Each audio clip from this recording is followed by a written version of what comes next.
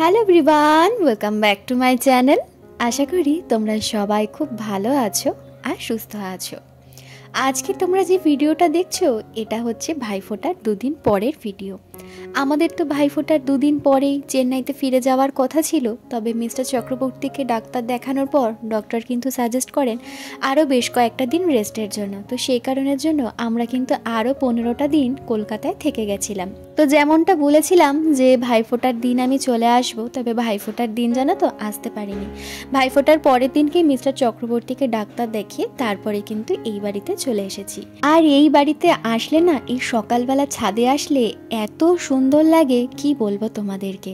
ওই কারণের জন্য আমি জানো তো একদম সকাল সকাল ঘুম থেকে আমি উঠে পড়ি, মানে সবার ওঠার আগে আমি কিন্তু এখন ঘুম থেকে উঠে পড়ি।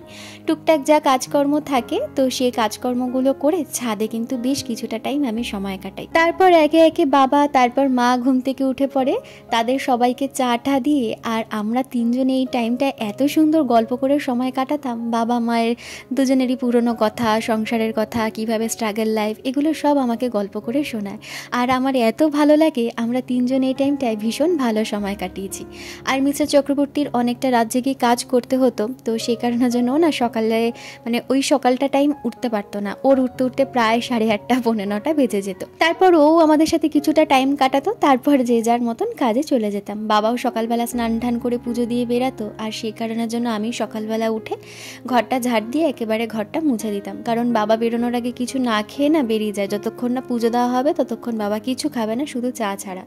তো সেই কারণের জন্য সকাল সকাল পুজো দিয়ে একেবারে খেয়ে দিয়ে তারপর বাবা বেরিয়ে যায়, তারপর আমরা আমাদের মতন কাজকর্ম করতে থাকি। আর সত্যি কথা বলতে জানো তো, ওদের সাথে সময়টা কাটিয়ে আমার এত ভালো লেগেছে। আমি মিস্টার চক্রবর্তীকে তাই বলছিলাম যে যদি আমরা এখানে থাকতাম তাহলে কতই না ভালো হতো। আর তারপর মাও তো সারাদিন ঘরে একা থাকে, মায়েরও সময় কাটতে চায় না, আর আমিও চেন্নাইতে ঘরে একা থাকি। তো দুজনে যখন এক জায়গায় হয়েছি না, তখন কত রকমের গল্প, পুরোনো দিনের গল্প মায়ের, আমাদের চেন্নাইয়ের গল্প আমি করি। তো সে কীভাবে যে আমাদের সময় কেটে যেত বোঝাই যেত না। আর সত্যি কথা বলতে এরকম যে শ্বশুর শাশুড়ি আমি পাবো, এটা কিন্তু আমি সত্যিই ভাবতে পারি না, জানো তো। একদম মা বাবার মতন আমাকে আগলে রাখে। আর আমিও জানো তো সবসময় চেষ্টা করি ওদেরকে নিয়ে ভালোই থাকতে, কারণ ভালোবাসা দিলে তবেই কিন্তু ভালোবাসাটা পাওয়া যায়। তো যাই হোক, আর এখন দেখো আমরা চলে এসেছি বাজার করতে। মিস্টার চক্রবর্তীর ইচ্ছে ছিল যে ও সুস্থ হয়ে গেলে ও কিন্তু এরকম সকালের ফ্রেশ টাটকা বাজার ও নিজে করতে আসবে, তবে আমার কিন্তু আসার একদমই কথা ছিল না। তবে মা বললো যে এখন ঘরের কোনো কাজকর্ম নেই, তুইও যা ওর সাথে, দেখে শুনে একটু বাজারটা করে নিয়ে। আমরা তো চেন্নাইতে তোমরা জানোই যে দুজনেই একসাথে বাজার করতে যাই, আমরা যেখানেই যাই না কেন তখন আমরা দুজনে একসাথেই যাই, আমরা একা কখনোই কোথাও যাই না। তো আজকেও আমি চলে এসেছি ওর সাথে বাজারটা করতে। এখানে সবার প্রথমে সবজি বাজারটা নিয়ে নিতে চলে এসেছি। যা যা নেওয়ার মা যা যা বলে দিয়েছিল সেগুলোই আমরা নিতে এসেছি।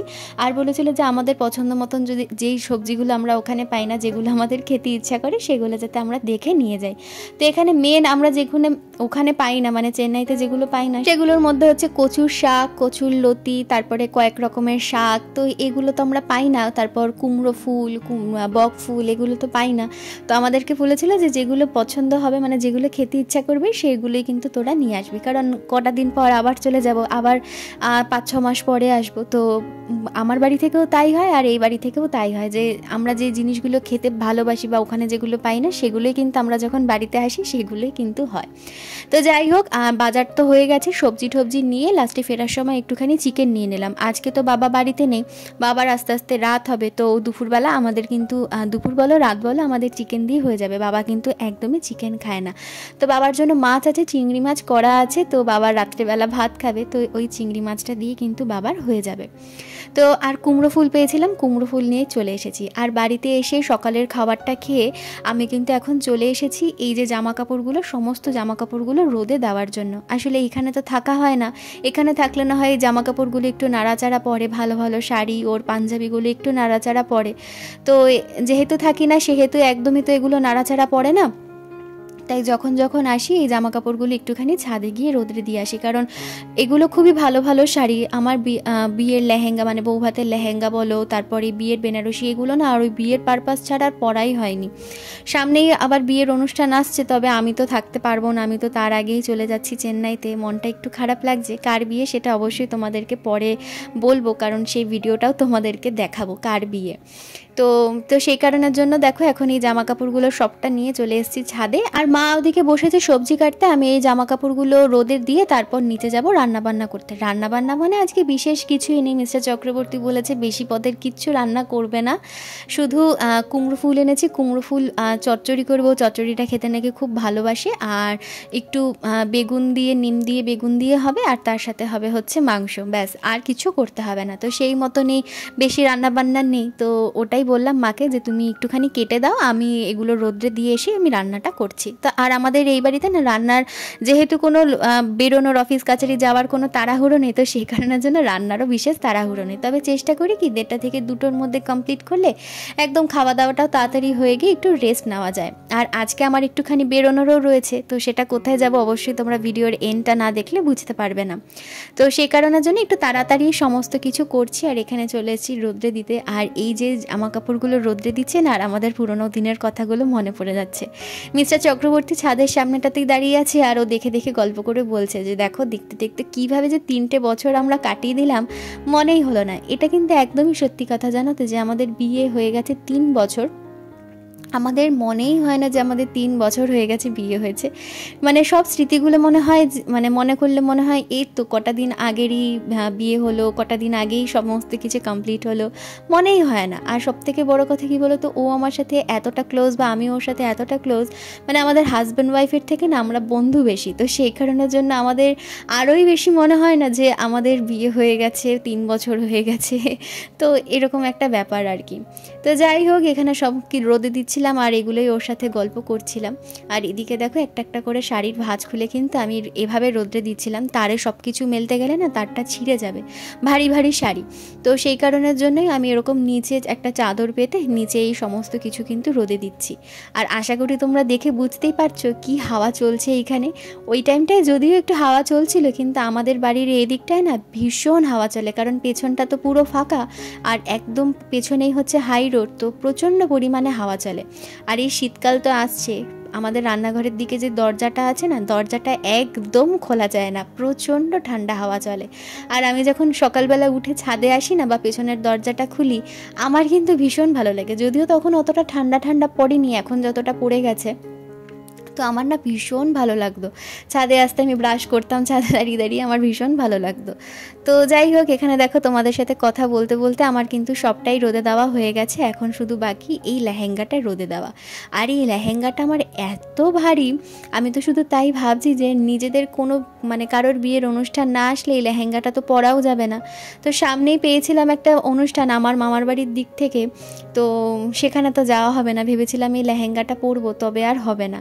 এই দূরে থাকার নেই একটাই অসুবিধাই, যে নিজেদের মধ্যে কোনো আত্মীয় স্বজনের বিয়ে হলে আসা যাওয়াটা খুব সমস্যা হয়ে যায়। আসতে পারতাম যদি না এতগুলো দিন এখানে থেকে যেতাম, কারণ আরও 15টা দিন আমরা এক্সট্রা থাকলাম, সেটা তোমাদেরকে বললামই। তো কোনোভাবেই না তখন আর হবে না। তো এই দেখো এখানে আমার সমস্ত কিছু রোদে দেওয়া হয়ে গেছে, এবার কিন্তু আমি সোজা চলে যাব নিচে রান্নাবান্না করার জন্য। তো চলে এসেছি নিচে এসে জানো তো আমাদের ঘরটা আগে গুছিয়ে নিলাম, কারণ সকালবেলা বেরোনোর তাড়াহুড়ো ছিল যে বাজারে যাচ্ছি, তো সেরকমভাবে গোছানো হয়নি। তো এখন এসে ভালোভাবে গুছিয়ে টুছিয়ে নিলাম। আর আমাদের জানো তো ঘর সাজানোর অনেক জিনিস ছিল, তো এখানে যেহেতু থাকা হয় না সব জিনিস তুলে রাখা হয়েছে। তো 2-1টা জিনিস দিয়ে ঘরটাকে আবার একটুখানি সুন্দর করে সাজিয়ে গুছিয়ে, এখন তো আপাতত এখানেই আছি, তো একটু সুন্দর করে সাজিয়ে গুছিয়ে রেখে তারপর ঢুকলাম রান্নাঘরে। তো এসেই সবার প্রথমে মাংসটা ধুয়ে নিয়েছি, ধুয়ে নিয়ে এখন প্রথমে বসিয়ে দিয়েছি নিম বেগুনটা, তারপর করব কুমড়ো ফুলের চচ্চড়ি। আবার যেদিনকে চলে যাব না, মানে কলকাতা থেকে চেন্নাইতে যেদিনকে চলে যাব, সেদিনকে কিন্তু ঘরের আবার যা যা জিনিসপত্র দিয়ে আমি ঘরটা সাজিয়েছি সেই সমস্ত জিনিসগুলো কিন্তু তুলে রেখে চলে যেতে হবে। আর আমরা দুজনেই জানো তো ঘর সাজাতে ভীষণ ভালোবাসি, শুধুমাত্র এখানে থাকি না বলে ঘর সাজানোর নতুন কোনো জিনিস কিনতে পারি না, ইচ্ছে হলেও আমরা কিনতে পারি না যে যবে বাড়িতে আসবো তবে আমরা ঘর সাজাবো এরকমভাবে। তো সব কিছু প্ল্যান সেট করে রেখেছি, কিন্তু কবে আসবো তার কোনো ঠিক ঠিকানা নেই। তো যাই হোক, ওদিকে আমার নিম বেগুন হয়ে গেছে, কড়াইটা ধুয়ে ঠুয়ে আবার কিন্তু এখানে বসিয়ে দিয়েছি কুমড়ো ফুলের চচ্চড়িটা করার জন্য। তো এই কুমড়ো ফুলের চচ্চড়ি তো অনেকেই খেয়েছে, আবার অনেকেই খাওনি। তো এটা না সর্ষে বাটা দিয়েই করে, কালো জিরা ফোড়ন দিয়ে সর্ষে বাটা দিয়ে করে। আমিও বিয়ের আগে কখনো খাইনি, এই বাড়িতে এসে খেয়েছি, তো বেশ ভালোই কিন্তু লাগে, খারাপ খেতে না। তো এর মধ্যেই কিন্তু আমি চিকেনটা বসিয়ে দিয়েছি, চিকেনটা কষাচ্ছি। আর মিসেস চক্রবর্তী পেছনে এসে দাঁড়িয়ে আছে যে একটু কষানো দেওয়ার জন্য।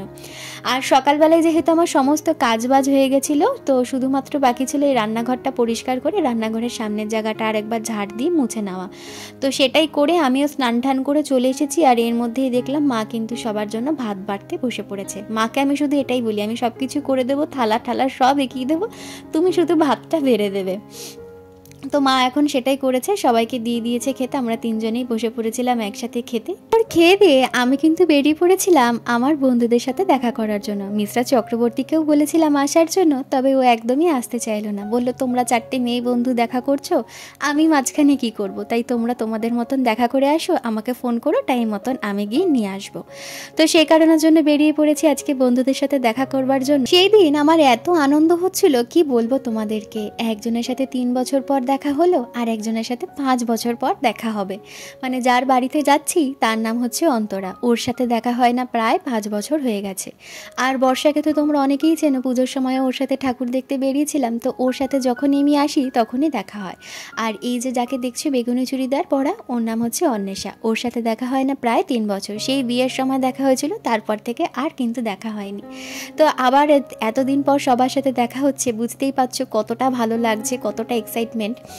তো দেখা হয় না ঠিকই, কিন্তু প্রত্যেক দিন ওরা আমাকে টাইম মেনটেন করে তিনজনেই প্রত্যেক দিন আমাকে সারাদিনে একবার হলেও ফোন করবে, আমার খোঁজ খবর নেবে, আমার সাথে হাসি মজা করে সময় কাটাবে। আর ওদের সবার সাথে আমার বন্ধুত্ব প্রায় জানো তো 17 থেকে 18 বছর হয়ে গেছে। মানে আমি যখন প্রথম হাই স্কুলে উঠি সেই সময় থেকে কিন্তু আমাদের সাথে বন্ধুত্ব। আর অন্বেষার সাথে আমার বন্ধুত্ব প্রায় ছোটোবেলা, মানে প্রাইমারি স্কুলে যখন পড়তাম সেই স্কুল থেকে। তার মানে বুঝতেই পারছো অনেক পুরনো দিনের বন্ধু। অনেক খারাপ সময়ও গেছে ওরা আমার পাশে ছিল, আবার অনেক ভালো সময়ও গেছে যে ওরা আমার পাশেই ছিল। তো আজকের দিনটা আমার জন্য অনেক স্পেশাল, কারণ আজকে এতগুলো দিন পর ওদের সবার সাথে দেখা হচ্ছে। আর যার বাড়িতে আছি সে ওই দূরে আমাদের জন্য দাঁড়িয়ে আছে, মানে ওর বাড়িটা আমরা চিনি না, সেই জন্য ওই দূরটায় দাঁড়িয়ে আছে। তো এরপর আমি আর ভিডিওটা কন্টিনিউ করিনি, কারণ বুঝতেই পারছো বন্ধুদের সাথে এতদিন পর দেখা, হাসি মজা করতে করতে কিন্তু সময়টা কেটে গেছিলো। তো চলো আজকের জন্য ভিডিওটা এখানেই শেষ করছি। দেখা হচ্ছে আগামীকাল নতুন আর একটা ভিডিও নিয়ে। ততক্ষণের জন্য সবাই সুস্থ থেকো, ভালো থেকো। আর আমার ভিডিও যদি তোমাদের ভালো লেগে থাকে তাহলে অবশ্যই চ্যানেলটা সাবস্ক্রাইব করে দিয়ে পাশে থেকো। টাটা।